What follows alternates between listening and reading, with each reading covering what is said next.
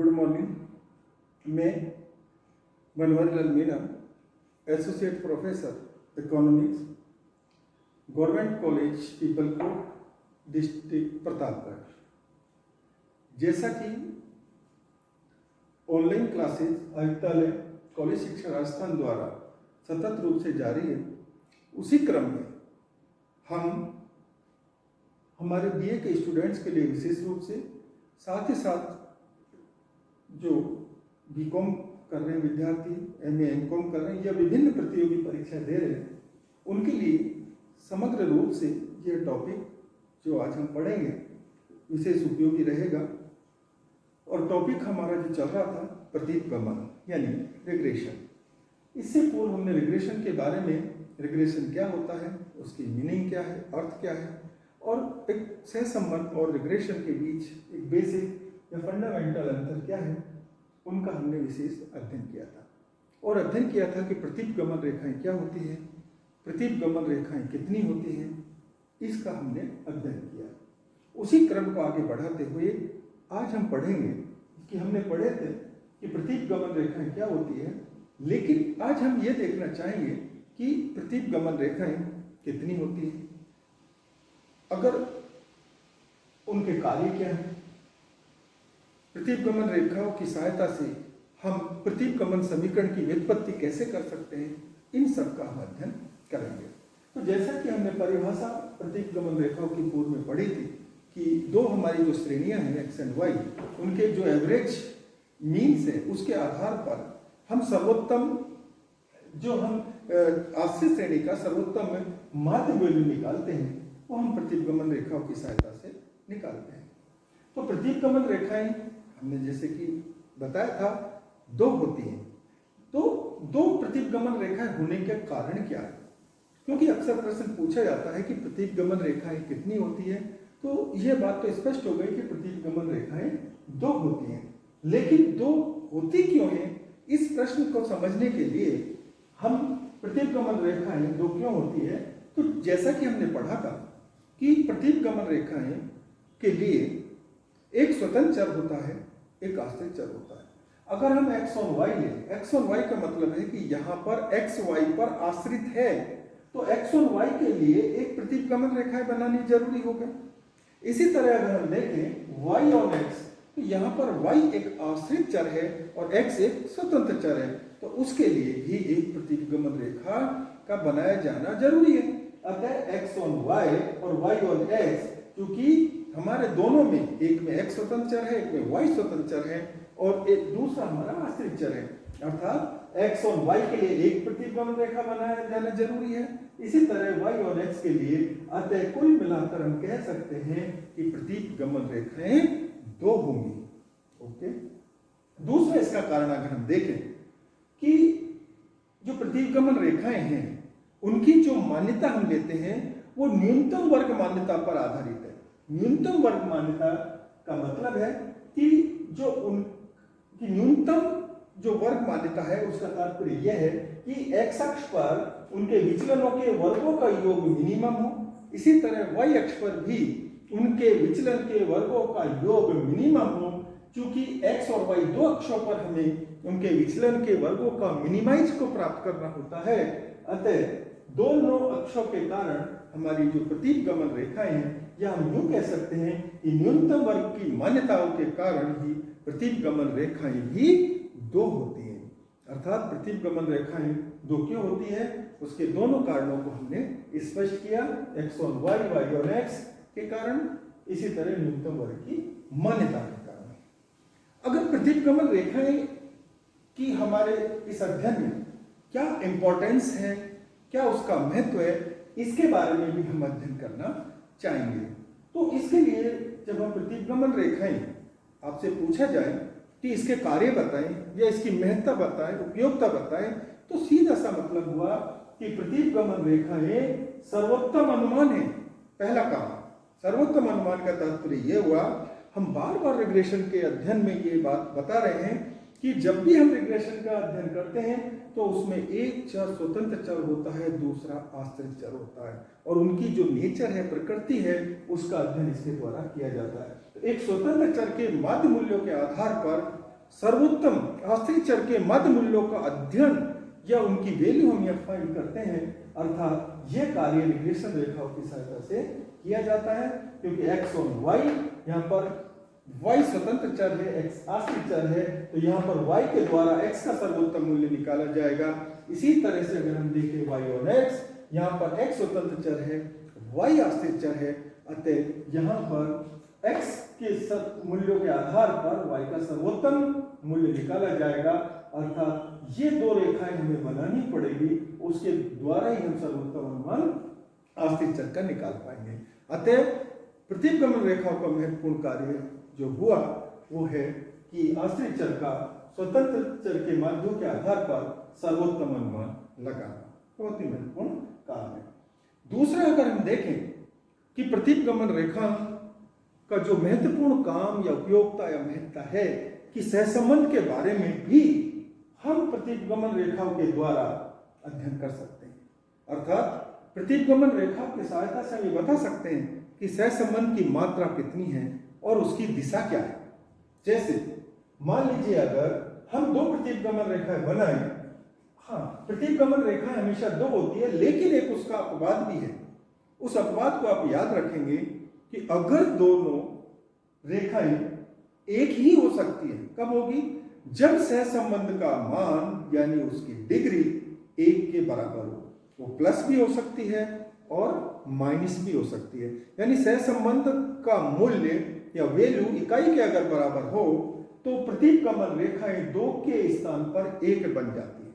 ये उसका अपवाद है, किसका? कि प्रतिगमन रेखा हमेशा दो होती है लेकिन एक भी होती है, वो अपवाद स्वरूप जब सहसंबंध का मान या उसकी वैल्यू इकाई के बराबर हो। और हम ये देख रहे हैं कि प्रतिगमन रेखाओं की सहायता से सहसंबंध की मात्रा और उसकी दिशा का भी अध्ययन किया जाता है। तो इसी क्रम में हम देखें कि जब दोनों प्रतिगमन रेखाएं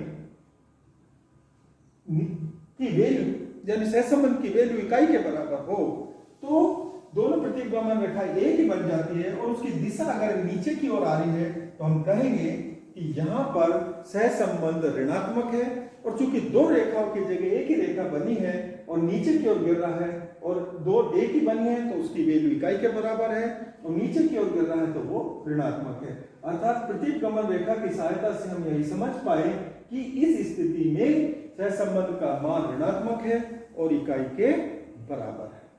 अगर हम इस स्थिति को देखें, यहां पर भी दो प्रतिगमन रेखाएं एक ही बन गई, अर्थात ये बात हमें पता लग गई कि सहसंबंध का मान इकाई के बराबर होगा और ऊपर की ओर जा रहा है, अतः वो धनात्मक ही होगा। ये हम दूसरा किसकी सहायता से अध्ययन किया? प्रतिगमन रेखाओं की सहायता से। किसका? सहसंबंध का। तीसरी स्थिति अगर देखें कि दोनों प्रतिगमन रेखाएं अगर 90 के डिग्री के एंगल पर हो तो उस स्थिति में सहसंबंध का मान 0 होगा, अर्थात दोनों जो चर श्रेणियां हैं उनमें कोई संबंध नहीं है। अगर हम इसी स्थिति को देखें कि दोनों के बीच में यहां पर अधिक संबंध है क्योंकि दोनों बहुत ही क्लोज लाने की कोशिश कर रही है। ये जो हमारी रेखा है ये x और y है, और ये जो रेखा है y और x है, दोनों काफी क्लोज लाने की कोशिश कर रही है। x अक्ष और y अक्ष पर उनके माध्य मूल्य निकाले गए हैं, अर्थात हम यह कह सकते हैं कि इनमें अधिक सहसंबंध है। इसमें दोनों रेखाएं जो x और y और x दोनों एक दूसरे से दूर जाने की ओर अग्रसित है, अतः हम कह सकते हैं कि यहाँ पर जो सहसंबंध है उन दोनों श्रेणियों में वो कम मात्रा का है। अर्थात हम ये समझ पाए कि प्रतिगमन रेखाओं की सहायता से सहसंबंध की मात्रा और दिशा का भी अध्ययन किया जा सकता है। तो दो इसके महत्वपूर्ण उपयोग या कार्य हो गए कि एक तो सर्वोत्तम अनुमान लगाना, दूसरा सहसंबंध की मात्रा और दिशा का ज्ञान प्राप्त करना। इसी क्रम को आगे बढ़ाते हुए जब हम प्रतिगमन समीकरण की व्युत्पत्ति करेंगे तो चूंकि प्रतिगमन समीकरण जब प्रतिगमन रेखाएं दो होती हैं तो डेफिनेटली प्रतिगमन समीकरण भी दो होंगे। कैसे उनको हम ड्राइव करेंगे? तो चूंकि दो समीकरण इसलिए होंगे कि प्रतिगमन रेखा एक x और y है, एक y और x है, यानी एक y स्वतंत्र चर और x आश्रित चर है, दूसरे में x स्वतंत्र चर और y आश्रित चर। हम यह देखें तो दो प्रतिगमन रेखाओं के दो प्रतिगमन समीकरण होंगे।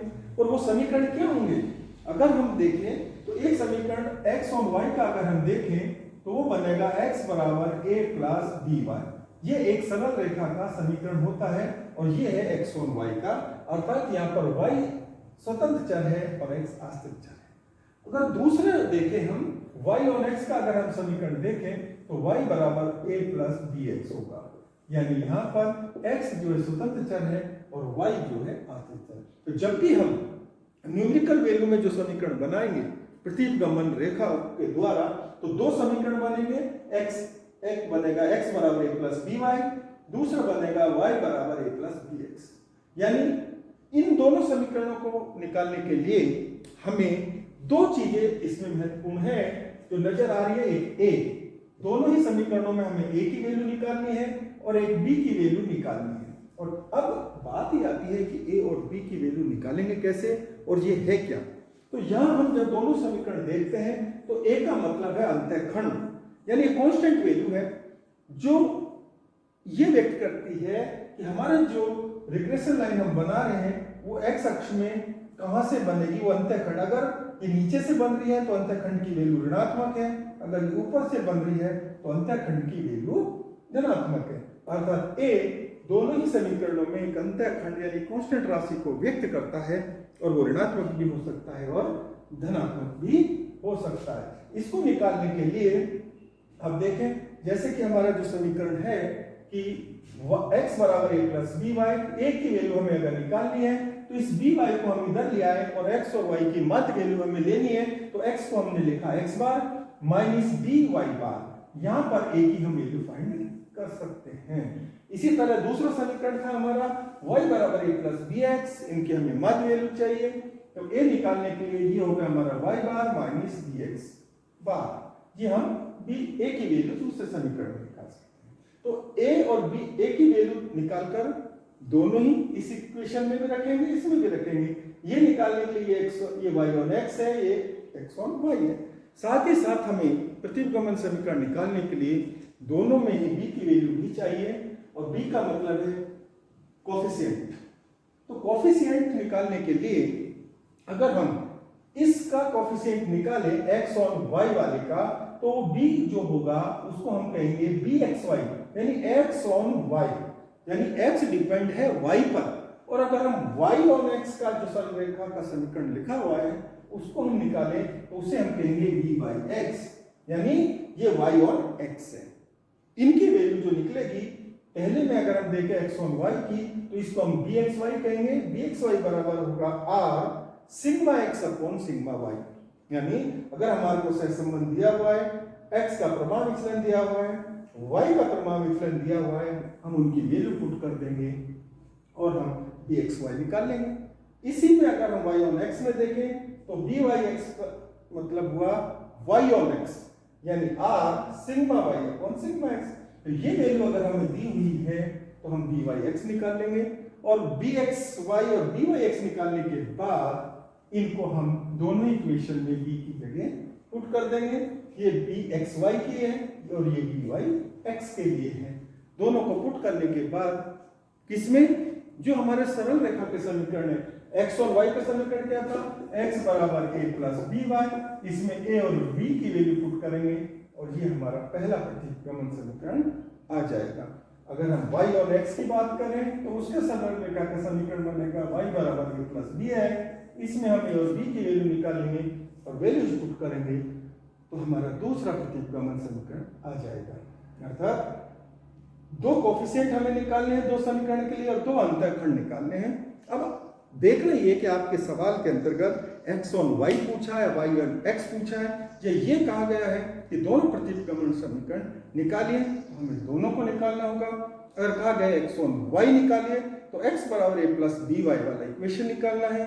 अगर कहा गया y ऑन x निकालिए तो हमें y बराबर a प्लस bx वाला इक्वेशन निकालना है, और अगर नहीं कहा गया तो दोनों निकालने होंगे। इन सवालों का हम न्यूमेरिकल सवाल लेकर हम अगर देखें एक चीज हो, अगर आपको bxy और byx दोनों चीजें दोनों कोफिशिएंट दिए हुए हैं और r नहीं है तो हम उनकी सहायता से सहसंबंध भी निकाल सकते हैं। यानी r बराबर होता है bxy इंटू byx, दोनों दिए हुए उनका रूट निकाल दें हम गुणा करके, यानी bxy इंटू byx का अंडर रूट कर दें तो वैल्यू r की आ जाती है। यानी किसी सवाल में अगर आपको bxy और byx दिए हुए हैं और सहसंबंध पूछा है तो दोनों का गुणोत्तर मान निकाल दें तो वो सहसंबंध की वैल्यू आ जाती है। अब हम जो हमारा नेक्स्ट व्याख्यान होगा उसमें हम न्यूमेरिकल द्वारा x और y श्रेणियां लेकर या जो भी हमें a x y दोनों की मीन वैल्यू bxy byx जो भी चीजें दी हुई है उनकी सहायता से दोनों समीकरणों का हम विश्लेषण करेंगे कि किस तरह से x on y और y on x का न्यूमेरिकल क्वेश्चंस को हम सॉल्व करेंगे। तो अगला हमारा जो टॉपिक होगा इनका न्यूमेरिकल इक्वेशंस को सॉल्व करना होगा। तो हम उम्मीद करते हैं कि प्रतीक गमन से संबंधित थ्योरेटिकल और जो कॉन्सेप्चुअल एस्पेक्ट थे आप ठीक से समझे होंगे। इसी क्रम को हम अगले व्याख्यान में आगे बढ़ाएंगे और प्रतीक गमन समीकरणों की व्युत्पत्ति करेंगे। Thank you.